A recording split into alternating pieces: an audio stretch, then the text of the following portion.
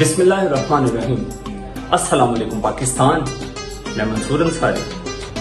تو میرے پاکستان 14 اگست 1947 کو معرض وجود میں آیا اسلام کے نام پر۔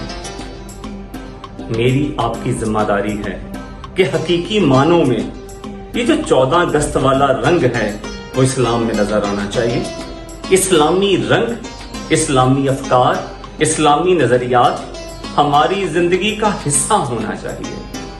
اقبال کہتے ہیں، اے ارض پاک تیری حرمت پہ کٹ مرے ہم، ہے خون تیری رگوں میں اب تک رواں ہمارا، تیغوں کے سائے میں ہم پل کر جوا ہوئے ہیں، خنجر ہلال کا ہے قومی نشان ہمارا۔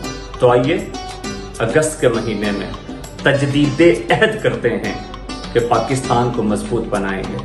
پاکستان پائندہ باد۔